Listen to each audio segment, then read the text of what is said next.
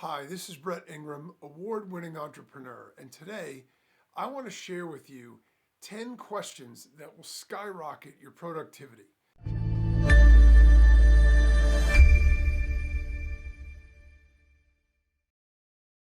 So you might be thinking, well, questions, that's kind of an odd thing. But the fact is, we talk to ourselves all the time. Our own internal thoughts are oftentimes questions and answers that we ask ourselves and that we answer ourselves.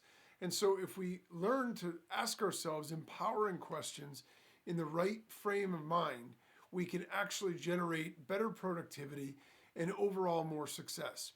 So, we all want more of a work-life balance, but we also all want to get a lot done. And so at times, this can seem sort of impossible, right?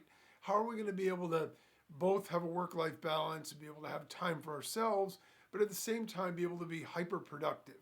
Because we know from everything we see, from all the stories we've ever read, that the most successful people, or the people that at least achieve a lot, are people that are constantly working and seem to always be busy.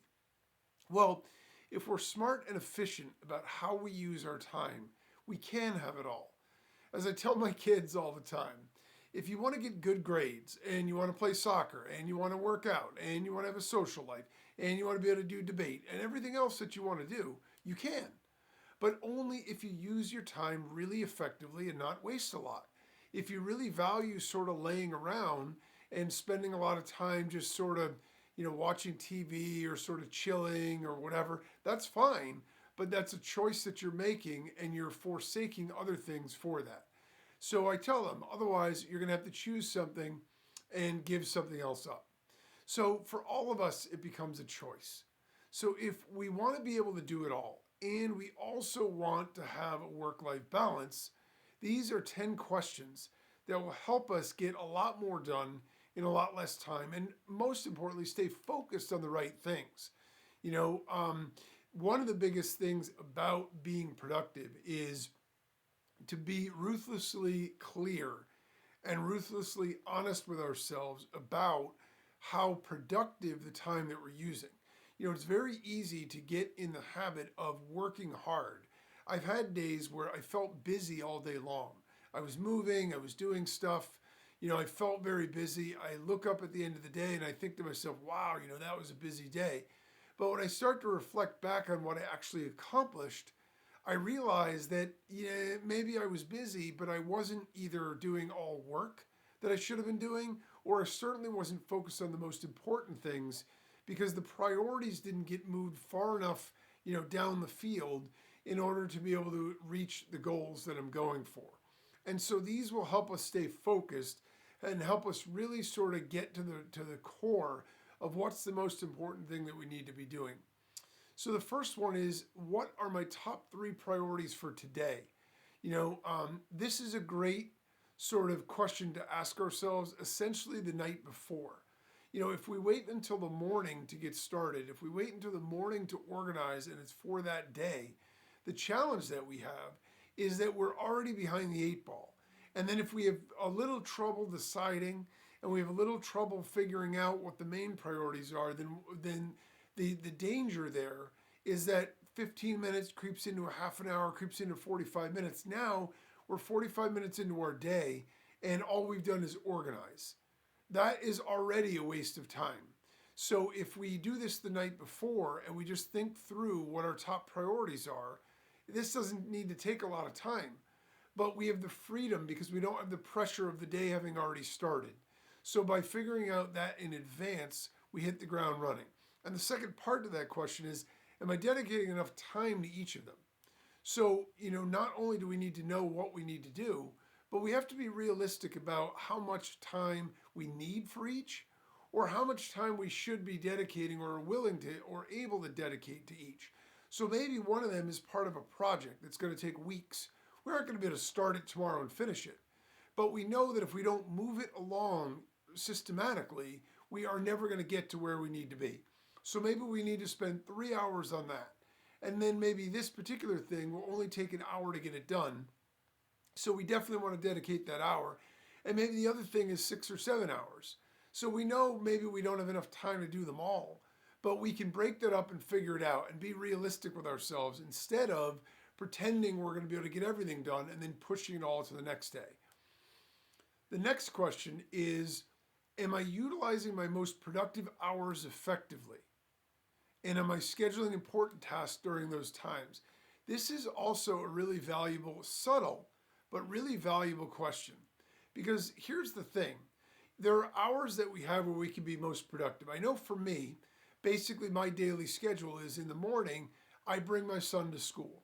So I get up pretty early, but I ultimately don't have a lot of time to do anything before I can take him to school because I've got to get him breakfast, get everything ready to go. I help get my wife out the door and we do all that stuff. So I help manage the morning. When I get back from dropping him off, I'm quiet. I have total alone time and the ability to focus before anything else happens. Those for me are very productive hours. If I don't use those hours effectively, my day gets chopped because early afternoon after lunch, I have to go back and pick him up. And then he wants to go to the gym, so we go to the gym, we do all these other things. Then he has soccer or the other stuff that's going on in the schedule. But also, then my wife is home, we've got other things going on, and we might have other priorities or things that we need to do. So I know, for me, that that block of time from the mid-morning when I get back all the way through early afternoon has to be my most effective and productive time of the day. Otherwise, I'm never going to get all the things done that I need to. And so to that end, we want to make sure that we schedule our most important tasks during those times. I know that I have administrative stuff. I know that I have sort of, just mechanical things that I need to get done later. And that stuff I can table. I can do that in the evening with the TV on. I got the laptop on my lap and we're watching TV or whatever. That's fine. But the most important stuff, the things that require focus, if I'm doing a podcast, I'm not going to be able to do this at night with everybody around me. So what I do is I need to do that during my most productive hours. And that's what we need to think about. What are those most productive hours? Are we using them effectively? And are we scheduling our most important task for during those times? The next question is, have I broken down my larger goals into smaller, manageable tasks? And am I making progress on them consistently? So again, one of the biggest things about trying to accomplish anything major, and one of the most important skills that anybody who's super successful develops, is the ability to compartmentalize, right? The ability to break things down into smaller pieces, focus single-handedly on that one thing they need to focus on, and then go to the next thing. If we sit and we think about all the things that we need to accomplish and all that needs to be done, it's overwhelming. It's overwhelming for all of us. So we get to a point where then we don't really want to do anything. We start to procrastinate. This is going to take a year to get this project done. It's so many hours. It's so much work. I mean, this is going to take 2 weeks just to spec the thing out. If we start thinking like that, you can feel even in the tone of your own voice that we're already defeated, we're already negative. If instead we know that this bigger project is broken up into these 10 pieces, this first segment, in 3 hours, I'm going to be able to knock out the outline for this first section. So I've got that on my calendar for tomorrow. Now that's empowering because the only thing I have to do for this project tomorrow is get this outline done. And that's a very manageable thing that I can do. It's going to make me progress toward my bigger goal and allow me to be consistent in making that progress. And so by breaking that down into smaller manageable tasks, that's a really important skill. And it's really valuable in terms of making us productive and keeping us productive. So we definitely want to be able to focus on doing that as well. The next question is, am I minimizing distractions during focused work sessions, like turning off notifications or finding a quiet workspace? Again, super important. We have this period of time where we have a focused time that we can work. I know where my disrupting times are. I know where I'm going to always be interrupted. In the early morning, I'm always going to be interrupted. In the afternoon, I'm going to be interrupted, and in the evening. We got external things going on, life happens, and that's just a reality. That sort of mid-morning through early afternoon, if I'm smart, I can avoid distractions. So one of the things is for my home, if I'm working out of the home office, I will leave the home phone down on the table downstairs or on the on the hook downstairs on the base. I don't bring it up to the office. And the reason for that is I don't want it to ring because it isn't going to be anything business related. If that rings during my time, then it messes me up, right? I feed the animals before I come up and I'm done with them. I don't see them again until I come out for a break. Because again, they will need things, they'll come up and scratch at the door if they need to get fed or whatever else. So all these things, I need to think about them in advance and knock them out so I don't end up with that situation later. And so we want to do that. We want to turn those things off. And if we're working in blocks of time, we probably even want to turn off our cell phone notifications, our Skype or instant messaging or any of those things too. And we 100% want to be in a quiet workspace. It's okay to do some basic work while you're watching TV or while there's something going on in the background. But when we need to get that hardcore focused work done, that's when we need to make sure that we're in a quiet place where we can really, really focus. One of the other things that I did in my workday that actually it's a small change that made a massive difference is because when I got up, my wife and my son always had to get ready. I never focused on getting myself ready. So after I got everybody out of the house, that's when I came back and got ready, and then I would start my day. And what I realized is I was wasting the first block of time that was productive time by needing to shower and things like that. So now I get up 15 minutes before them. I shower and get ready first. Then I get them up. So now by the time I get back, I'm ready to hit the ground running. I've already made the bed or cleaned out the dishwasher or whatever. All that stuff is done. So by the time I walk in the door after dropping my son off, I'm ready to work. And that's really, really powerful because that momentum that we build in the beginning of the day carries over. If we waste that first 45 minutes or we're a little bit lax about it, the rest of the day just sort of, we just don't have the same motivation. We knock a couple of key things out early, boom, all of a sudden we're off and running and we're super motivated. The next question is, have I allocated time for breaks to rest and recharge, ensuring I maintain sustained productivity throughout the day? Okay, this has been scientifically proven over and over and over again. Nobody can work effectively for 8 straight hours without lifting their head up. It just isn't the most productive way to work. It's also not the healthiest way to work. We do need breaks. And the important thing, though, is that we schedule them in so they're predictable, so they're consistent, and so that they are, predetermined amounts of time. If by our break, we work hard and then the phone rings, we talk to our buddy Joe, well, that could be 20 minutes, that could be 45 minutes, it could be 8 minutes. It's random, it could break us up in the middle of our train of thought. We don't want to do that. We want to schedule those times off. If we have to call friends or we have to make doctor's appointments or whatever else and make some phone calls and do to do things for our personal lives, that's totally fine and normal. But we want to schedule those in. If I have to call for appointments, I do that at my first break during the day. I work through lunch and then that's my first big break. I go down, make myself a sandwich, I'll scroll, whatever websites I want. I'll see if there's any new sports news on ESPN, that kind of stuff. But I don't check any of that stuff or do any of that stuff until my lunch break because I'm working from mid-morning to lunch and that's my first logical break. It gets me out of the office, it gets me completely away from work, and I'm doing that for a good 20, 25 minutes. So I'm totally recharged by the time I come back up, start working again. It was a good solid break. If I need to call anybody or talk to a friend, I do it all at that time. And that's a perfect way to do it.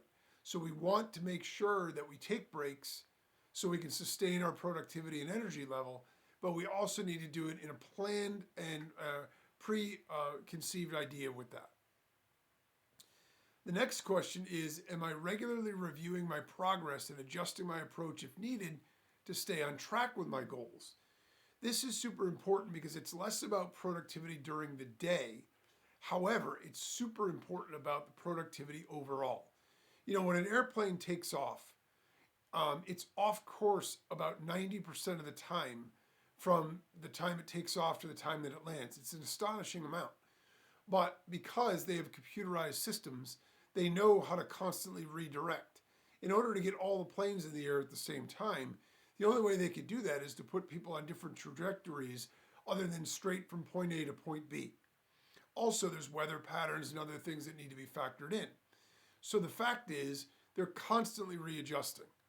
It's very important to be productive, but it's also equally important not to put our head down and be so focused on productivity and getting things done that we fail to see changes that need to be made or results that aren't coming in. If we're doing the same thing over and over and we're working really hard and we're getting it all done, and then we look up and we realize that the results aren't coming in the way that they were supposed to, we're actually being counterproductive by to just keep going on the same track. We need to make adjustments to our approach. We need to analyze what we're getting for results, and we need to decide, is that better or worse? Are we getting closer or further from our target? We need to make adjustments, and then we need to keep going in order to get back on track and make sure that we're headed toward our goals. The next question is, have I delegated tasks that could be handled by others, freeing up my time to focus on the highest priority activities? So again, this is a great way to get more things done than we could ever get done ourselves. And this is the old J. Paul Getty. I'd rather have 1% of the efforts of 100 men than 100% of myself. He understood that if I have to do everything myself, I'm constrained, I'm limited, I'm the bottleneck. So I can only ever do how much I can personally be productive. And I don't care if you're the most productive person in the world. I'm very highly efficient and highly productive. There's no way that I can do as much by myself than any team of people can ever do. And that is a really important lesson. So we want to look at anything that we're doing, and sometimes we just get in the habit. So we're just going, and we don't even think critically about, does it make sense for me to be doing this? We need to analyze that and decide, is there someone else that could be doing this for cheaper, easier, and delegate it so I can work more on the higher level stuff? And at that point, we need to either add someone to the team or outsource or whatever, so that way we are able to stay on the most productive, highly efficient, high priority activities. The next question is, am I practicing effective time management techniques like the Pomodoro technique or time blocking or whatever to enhance my efficiency? So again, I alluded to this before, but it's super important that even within the workday, we have a system that we use that is highly focused on productivity. For me personally, and I've seen this to be the most effective technique over and over and over again that people have used, is basically you schedule work blocks of time where you're focused for 45 minutes, an hour, maybe an hour and 15 minutes at a time, and then you take a designed break. And if you're going to work in small blocks of time, the break should be very short, 5 minutes. That's all we need. Once we got through half the day, if you want to take lunch and go out for a half hour, that's fine. We don't want to work for 40 and then take 20 off. We don't need to do that. That's not efficient enough. But if we focus and we can use this with a timer on our cell phone, we can use it for the timer on our desktop, on the computer. There are a lot of online apps that will do a timer and have it count down the 55 minutes or the hour. When it beeps, we pick our head up, we take a 5-minute break, do something totally else, scroll our social media feed, look at news, whatever we want to do, play a little game, and then we set, have that timer. When it goes off, boom, 5 minutes later, we're back at it. That is a really effective way, and it doesn't matter what works for you. You have to play with this a little bit. Find the strategy that works best for you, but once you do, you want to use that throughout the day, throughout your most productive times. Have I established clear boundaries around my work hours to maintain a healthy work-life balance and prevent burnout? Okay, this is super important. For me, one of the things that gets me out of the office a lot is because I still have one school-age son who has school and activities and, sports and all these other things and going to the gym. I am required to be out of the house plenty and have a balance where I'm not just working all the time. But once he's off at college also, I will be essentially on my own during the bulk of the day. And at that time, it is super important to schedule downtime. You know, if you want to work a little bit at night, you work during the day, that's great. But make sure that we schedule downtime. Schedule time to go to the gym, time to go for a walk, you know, time to cook dinner. Whatever it is that gives you a charge personally, makes you feel rejuvenated. I had a friend who used to do pottery, you know, or draw or write, you know, whatever creative outlet you have or physical outlet that makes you feel good and gets you away from the office and away from business is super powerful, effective, and important. Am I regularly reflecting on my accomplishments and areas for improvement, seeking opportunities to optimize my productivity further? That's another excellent question, because the thing about it is it's super important that as high achievers, we also take time to recognize stuff that we've done, stuff that we've accomplished. And it has a twofold purpose, because not only does it let us pat ourselves on the back and feel good about what we've done, but it also gives us a clear lens to focus on the future and decide what we want to do next. So the takeaway here is that if we want to accomplish and create things, you know, we need to be able to stay focused and ensure that we're getting enough done to make it happen. Time moves quickly, and it's a relentless reminder to us of how much we've accomplished or, unfortunately, failed to accomplish. By asking ourselves smart questions that keep us productive, we can develop the right habits that will serve us in reaching our goals.